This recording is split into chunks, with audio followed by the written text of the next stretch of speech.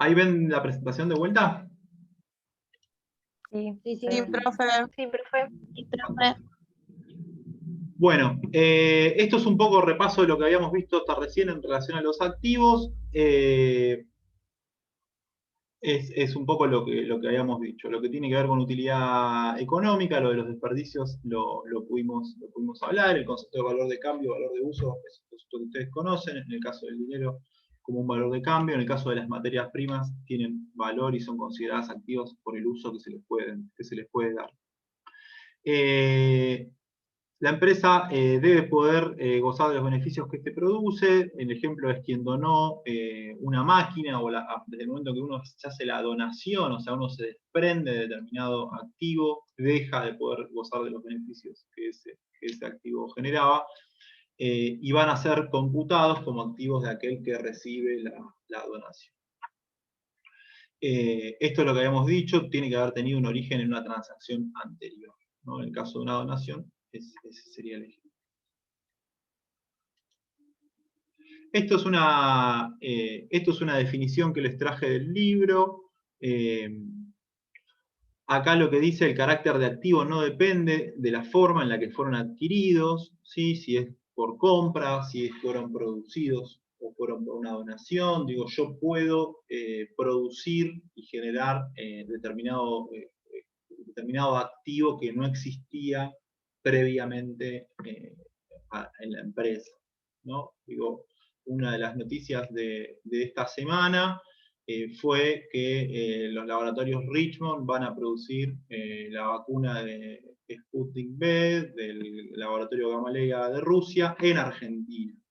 ¿Sí? Digo, eso es una producción de activos novedosa por parte de una empresa que antes no lo producía. ¿Cómo lo logró?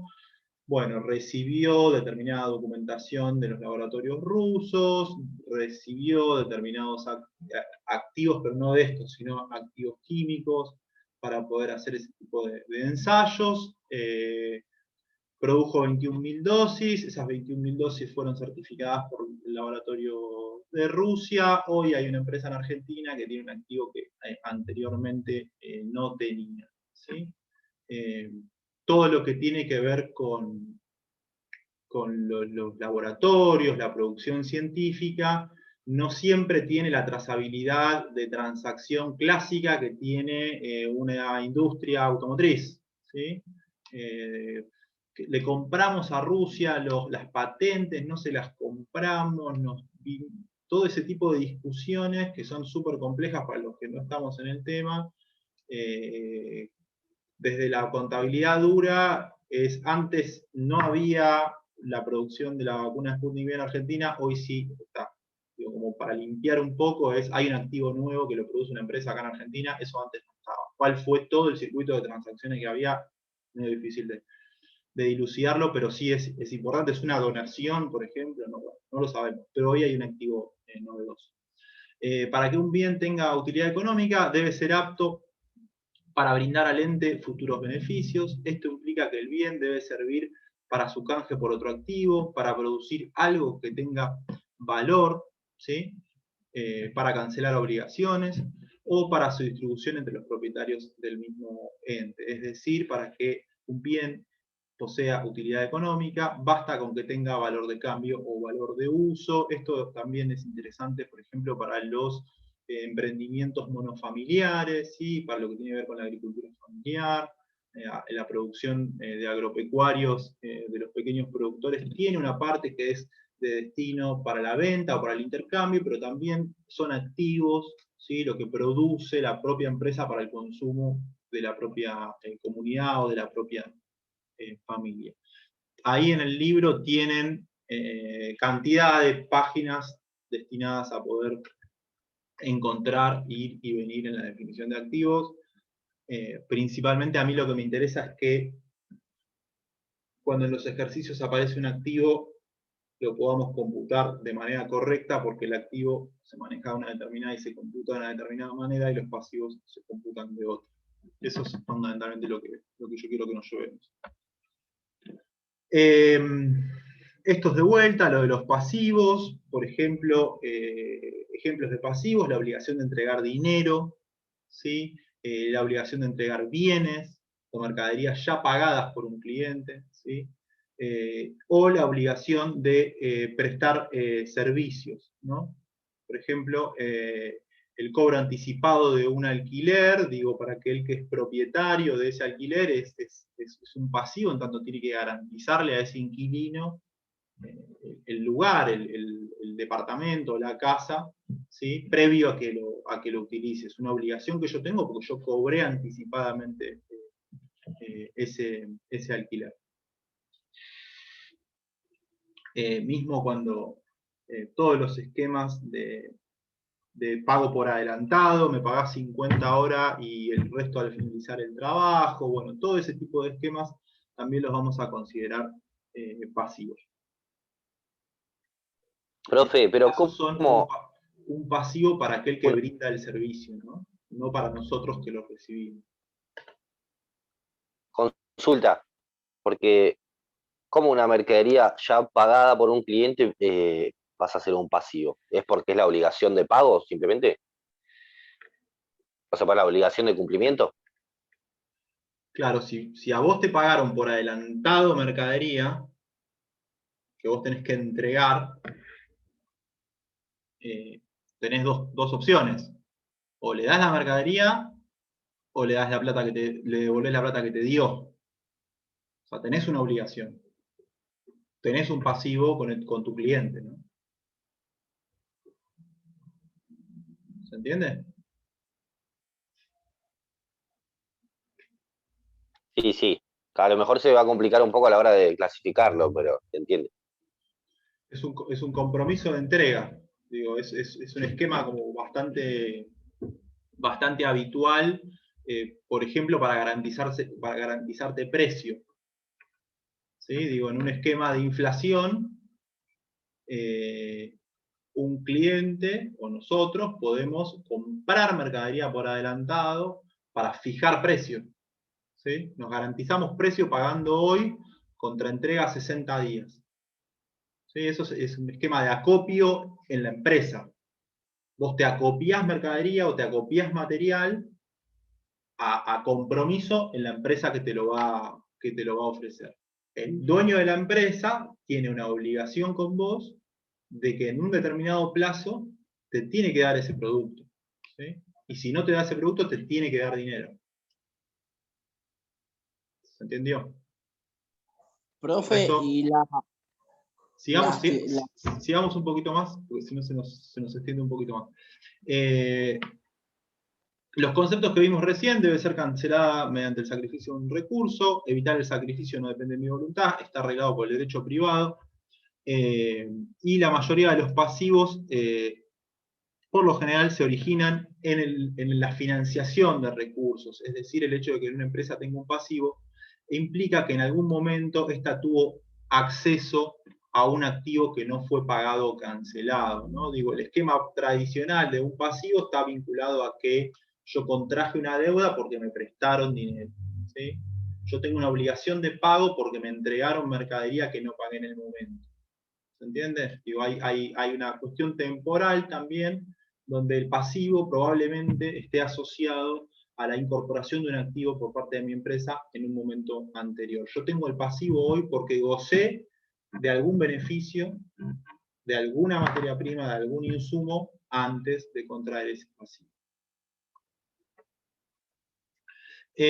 Hay algunos conceptos que los sumo, pero para que también los pensemos, que está en el libro también, es el concepto de pasivo contingente, que quiere decir que puede llegar a haber casos en los cuales esa obligación no se cumpla o no se realice. ¿No? Por ejemplo, el ejemplo más clásico es el de las garantías. ¿Sí? Uno compra un electrodoméstico y dice: este electrodoméstico, esta computadora tiene garantía por un año. ¿Sí? La empresa que te dio a vos la computadora tiene un pasivo con vos, un pasivo contingente durante un año. ¿Sí? ¿Por qué es contingente? Porque puede ocurrir o no puede ocurrir. ¿Sí? Puede ser que a vos la compu te funcione bien y que nunca tengas que ir a exigirle esa garantía por un año, entonces ese pasivo pasado el año se termina, y puede ser que vos tengas algún problema con la compu y tengas que recurrir, y ahí sí ese pasivo se efectiviza, ¿no? Ese es un concepto que es bastante común. Digo, las garantías implican un pasivo, implican un compromiso para aquel que vendió la mercadería, pero son contingentes que están sujetas a la eventualidad de que ese producto funcione o no. Y después también otro ejemplo que es conocido y que también lamentablemente es habitual, tiene que ver con los problemas laborales, ¿sí?, entre las empresas y los trabajadores, en los cuales la decisión en relación a la cancelación de los pasivos dependen de un tercero, ¿no? Por ejemplo, de un tribunal, de una decisión judicial. ¿Qué quiere decir eso? Digo, la empresa tiene que liquidarle horas extras, tiene que liquidarle vacaciones y tiene que indemnizar al trabajador que despidió. ¿Cuánto? ¿Cuál es ese pasivo de la empresa con ese trabajador? ¿Sí? Eso, por lo general, se dirime en una instancia donde interviene un tercero, una mediación, ¿sí?, donde hay alguien que va a definir el tamaño de ese pasivo, ¿sí?, para la empresa, ¿no? Y también, en tal caso, va a determinar el tamaño de ese activo para el trabajador. Eso también es contingente, ¿se entiende? El concepto de contingencia tiene que ver con que puede ocurrir o no, o que puede ocurrir en su totalidad o puede ser parcial. ¿Se entendió? Es un concepto que está, ténganlo, no lo vamos a utilizar en profundidad, pero es interesante para pensar el concepto de obligación, tanto, por ejemplo, para una empresa, para con sus clientes, con el tema de las garantías, como la obligación de una empresa para con sus trabajadores en relación a los conflictos laborales que puedan surgir. Acá está básicamente el concepto de patrimonio, está asociado a la riqueza, está asociado a la riqueza de una empresa, y para poder conocerlo, para poder saber, tenemos que hacer una diferencia que está planteada acá, que es la totalidad de los activos de esa empresa menos, o sea, con la resta, ¿sí?, de los pasivos del conjunto de obligaciones que tiene esa empresa. Importan tanto los bienes como los que cuenta con un individuo, como las obligaciones con las que debe cumplir. ¿Cuál es mi patrimonio? Bueno, si yo me olvido de todo lo que debo, de todas las deudas que tengo, estoy inflando mi patrimonio, ¿sí? Incluso en relación a todo lo que estuvimos charlando sobre la fiscalización, sobre la evasión impositiva y demás, es muy importante el análisis contable para esto. Digo, empresas que tenían inflado su patrimonio, ¿sí?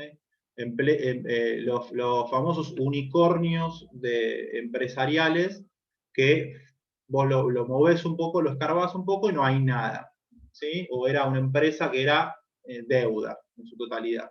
Bueno, ¿cómo conocer el patrimonio de una empresa y saber que ese patrimonio no está sobreestimado? ¿Sí? Tiene que ver con la contabilidad y tiene que ver con los sistemas contables para no invertir, si uno quiere invertir en una empresa que dice tener un determinado patrimonio y que, llegado el caso, no lo tiene. ¿Se les ocurre algún ejemplo? ¿Alguien conoce algún ejemplo de esto?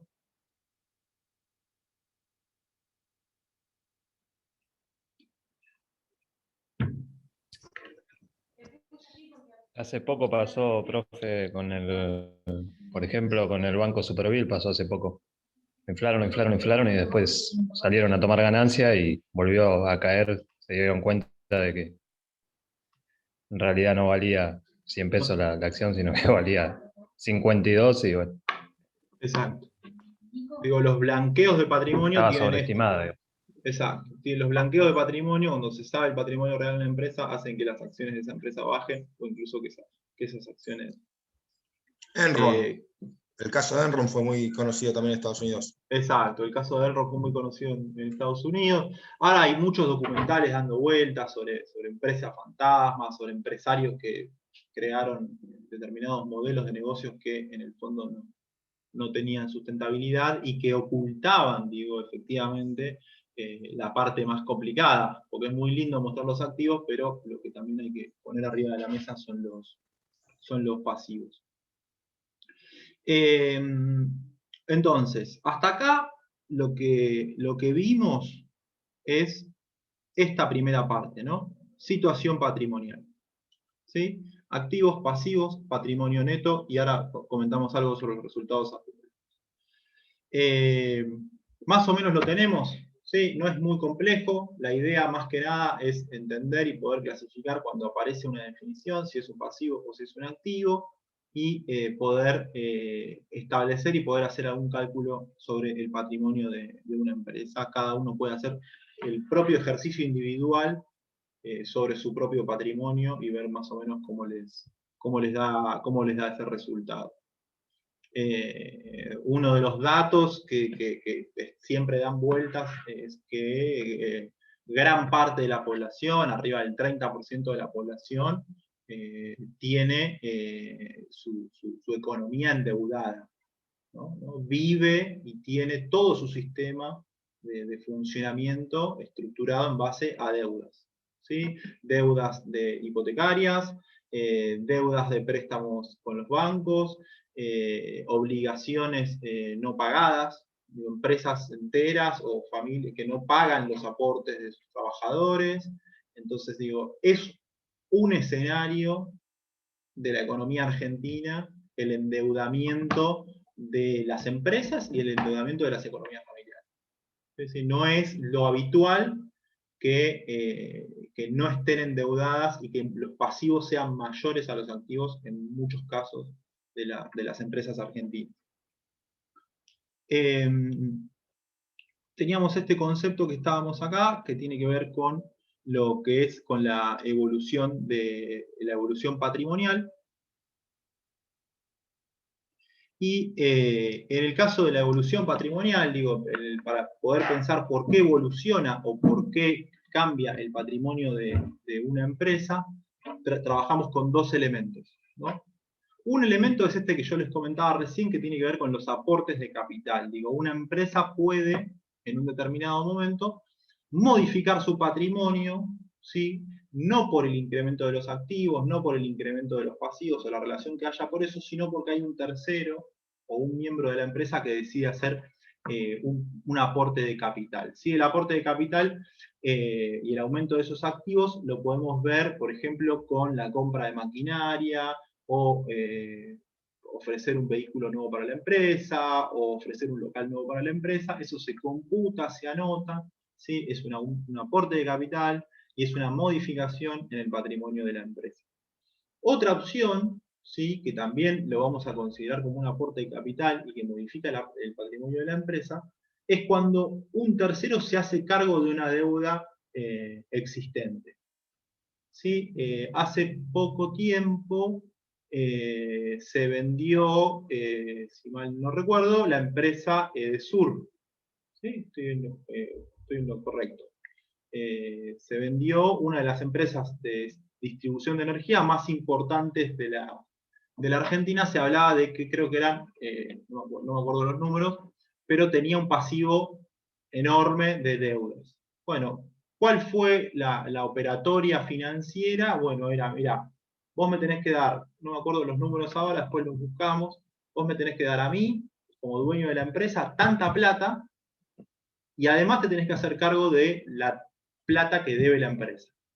¿Sí? Entonces, un aporte de capital puede ser un socio nuevo que se suma a la empresa, pero no aportando dinero, no aportando maquinaria, sino cancelando un pasivo existente. ¿Sí? Nuestra empresa tiene una deuda muy grande con el Banco Nación, 1 millón de pesos, se suma un socio nuevo a la empresa y dice, bueno, yo perfecto, yo quiero empezar a formar parte del directorio de la empresa, quiero empezar a tomar decisiones, me voy a hacer cargo de la deuda con el Banco Nación. Eso se considera un aporte de capital, eso modifica la situación patrimonial porque cancela un pasivo que tenía. ¿Sí? Como el patrimonio es la relación entre los activos y los pasivos, la cancelación de un pasivo modifica la ecuación patrimonial y se considera un aporte de capital. ¿Se entiende? Eso es importante, se ve matemáticamente cómo funciona, pero también conceptualmente entender que muchas veces la apropiación o cuando se suma una empresa nueva a otra, o cuando cambia de nombre una empresa, o ese tipo de operaciones financieras, están vinculadas a la asunción de deuda existente de la empresa por parte de los nuevos socios. ¿sí? Los nuevos socios se suman porque cancelan la deuda que tiene la empresa, con un proveedor, con el Estado, o con lo que, o con lo que sea. Lo que tiene que ver con una consultita. Sí. En un tema, para dar un ejemplo, ¿no? Como pasó con, creo que fue Macri, con el tema del correo, que una parte de la deuda se hace cargo el Estado, o le perdona una parte de la deuda por una financiación y todo eso. ¿Eso sería también unos aportes de capital para lo que es la empresa? Al parecer va a ser así. O sea, al parecer lo van a resolver de esa manera. O sea, Okay. efectivamente el Correo Argentino tiene una deuda millonaria con el Estado-Nación. ¿Sí? El Correo Argentino es una empresa que... ¿el Correo Argentino es? Sí, el Correo Argentino. Sí, Correo Argentino. Correo Argentino. El Correo Argentino es una empresa que existe. Ahí tenemos un buen ejemplo. Es una empresa que existe. Funciona, te llegan las cartas, te manda carta de documento, tiene las sucursales, tiene empleados. Es una empresa que existe. Ahora, cuando vos vas a ver el patrimonio de esa empresa, te encontrás con lo que dice Leonel. Esta empresa tiene una deuda millonaria con el Estado. ¿Quién es el responsable? Bueno, hay una discusión, investigaciones, lo que sea. Pero ahí tenés una cuestión donde vos ves una empresa funcionando, una empresa enorme que distribuye por todo el país, que su patrimonio está comprometido. Una pregunta, tiene profe. posibilidades de disponer de su patrimonio porque tiene un compromiso. Cierro con esto. ¿Qué es lo que dice Leonel? Una de las cuestiones que circulan es que el que va a poner la plata va a ser el expresidente de la Nación. Va a poner una determinada cantidad de plata en una negociación con la justicia para cancelar ese pasivo que tiene Correo Argentino con el Estado Nacional. Eso o sea que ese sería el aporte de capitales de Macri hacia su misma empresa. Yo pensé que si, por ejemplo, el Estado se hiciera cargo o le perdonara o lo que fuera, también puede ser socio de Correo Argentino. El Estado podría exigir, el Estado lo que podría hacer, que fue parte de la discusión que existió con otra empresa que estaba en quiebra, que era una empresa vinculada al sector agropecuario, que es Vicentín. El Estado puede asumir, asumir esa deuda, pero para asumir esa deuda te va a pedir participación la lógica. En el directorio de la empresa y te va a pedir una línea determinada, te va a pedir un plan de inversiones. Digo, el Estado también puede ser partícipe, digo, puede aportar capital y puede sumarse al directorio de una empresa. O sea, hay montones de empresas que son empresas mixtas, ¿sí? Con participación privada y estatal. Pero la lógica en este caso funciona de la misma manera. Lo que pasa es que el Estado, la deuda que tiene la empresa con el Estado, si el Estado asume esa deuda, de alguna manera el que termina perdiendo es el Estado. Porque no la cubre nadie. Entonces, bueno, ese tipo de cosas tampoco son de tan fácil resolución. Pero el caso del Correo Argentino, ahí lo que tendríamos es una modificación patrimonial producto de un aporte de capital, pero no en activos, sino cancelando pasivos. ¿Se entiende? Sí. Si Macri pone la plata que dice que va a poner, se modifica el patrimonio del Correo Argentino, pero no a partir de aporte de activos, sino a partir de la cancelación de sus deudas. De sus deudas, exactamente. Bueno, una de los elementos que nos va a interesar para también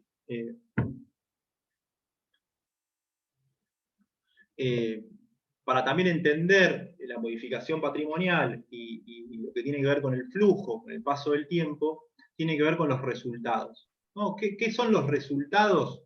Bueno, tienen que ver con cómo me fue, tienen que ver con cuál fue el desempeño de la empresa en un determinado momento. Hay una primera definición que es importante, ¿sí? que es interesante también para discutirla, que tiene que ver con la composición del patrimonio. El patrimonio puede modificarse cuantitativamente, o sea, el volumen de ese patrimonio puede ser mayor o menor después de un periodo determinado, o el patrimonio puede modificarse cualitativamente. ¿Sí? ¿Alguien sabe lo que quiere decir una modificación cualitativa del patrimonio? En la calidad del mismo. En la calidad del mismo. Vamos un poco más. ¿No es conmutativa cuando se cambia un bien por otro, por ejemplo? Sí, me parece que el ejemplo que mejor funciona es cuando está vinculado a la parte financiera. ¿Sí? Por ejemplo, la modificación del patrimonio de una empresa que deja de tener sus activos en dólares y los pasa a pesos, ¿sí? Y decide, o a la inversa, es una modificación cualitativa del patrimonio. Puede ser que el número sea exactamente igual. Vos le sacás la foto a la empresa y dices patrimonio 100 en el 2020 y le sacás la misma foto a la empresa en el 2021, patrimonio 100. Ahora, vos mirás adentro de ese patrimonio y la empresa dolarizó todos sus activos. ¿Sí? Ya no tiene más plazo fijo en pesos, no tiene acciones en el mercado argentino en pesos, tiene todo en dólares. Eso es una modificación cualitativa del patrimonio. ¿Sí? Se modifica la composición de ese patrimonio.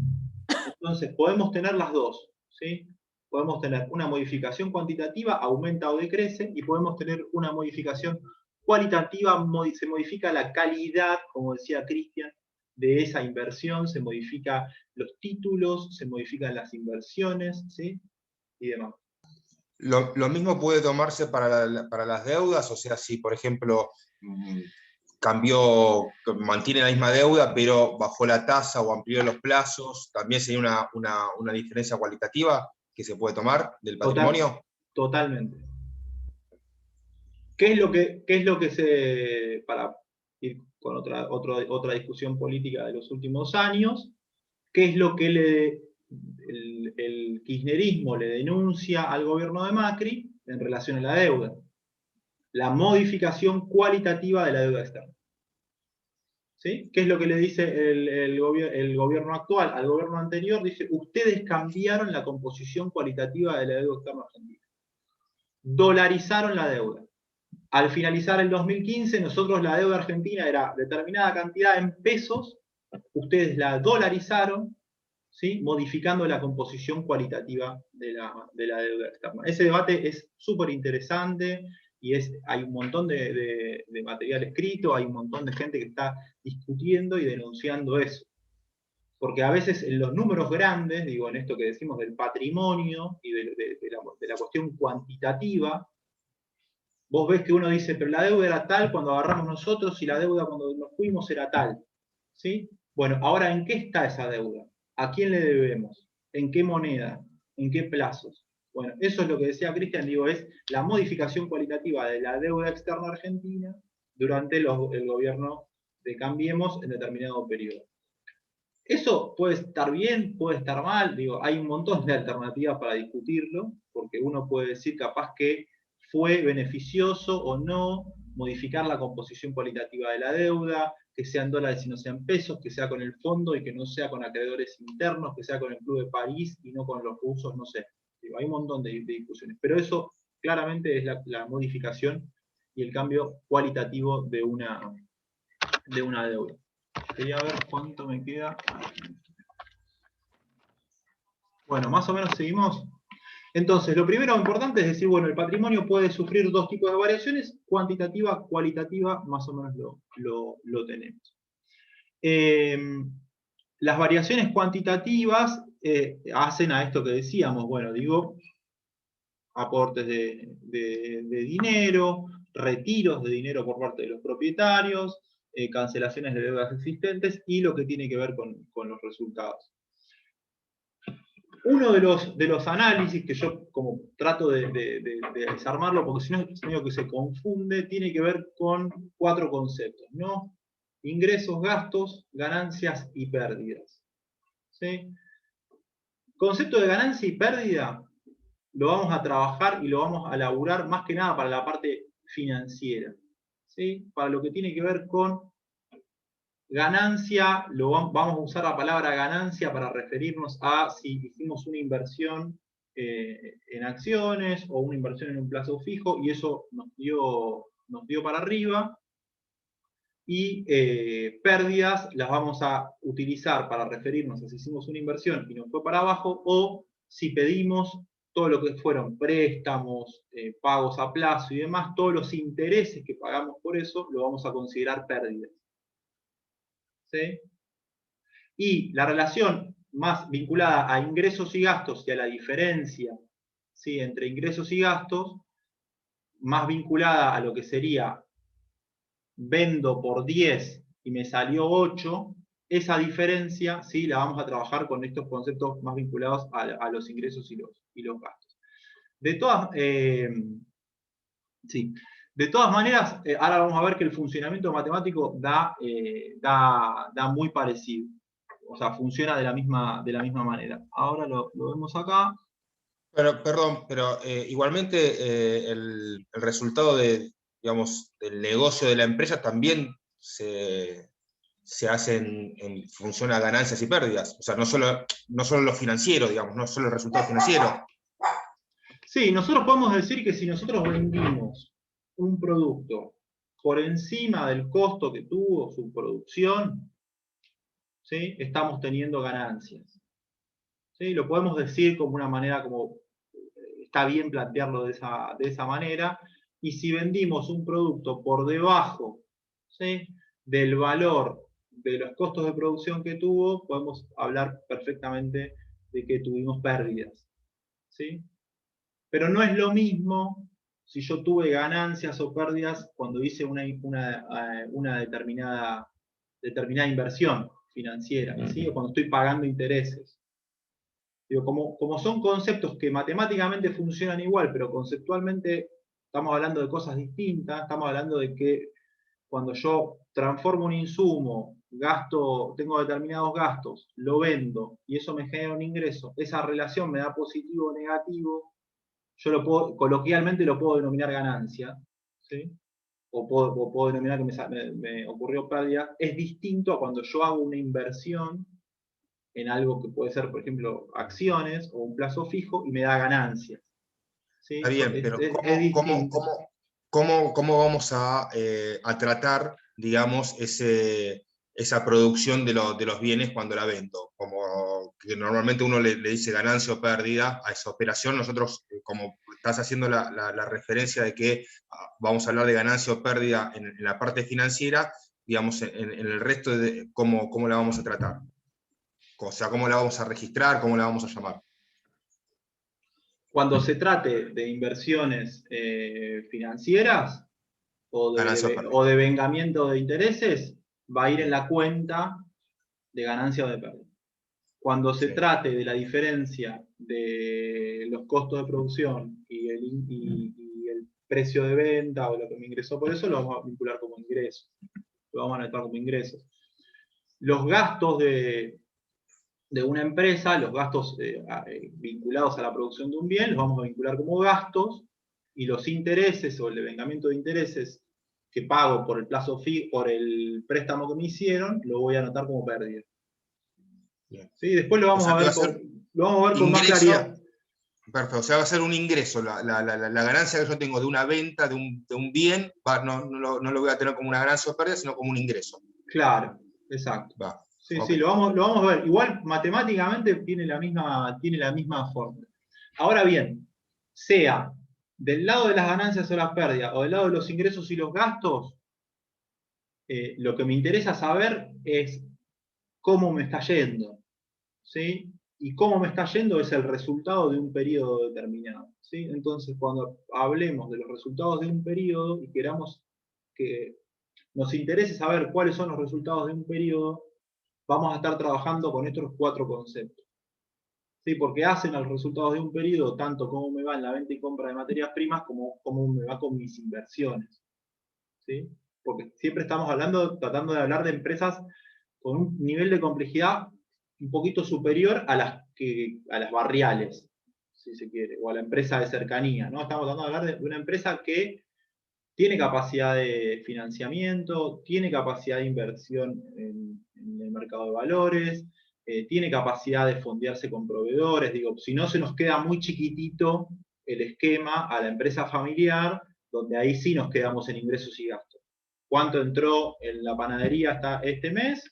¿Y cuánto gastamos? Ahí hacemos resultado del periodo, pongo los sueldos, el alquiler del local, la luz, el gas, y todo lo que entró por caja de venta de pan. Resultado del periodo, y tengo la foto de la panadería de casa. Esa la podemos hacer. ¿Sí? Ese es un modelo. Ahora le decimos, bueno, pensemos en una empresa un poquito más sofisticada, que no solo tiene los consumos de los trabajadores, de electricidad, gas, pago de alquiler, insumos y demás, sino que además tiene una estrategia de financiamiento, tiene proveedores y tiene un determinado conjunto de inversiones en la bolsa. ¿Sí? ¿Me siguen?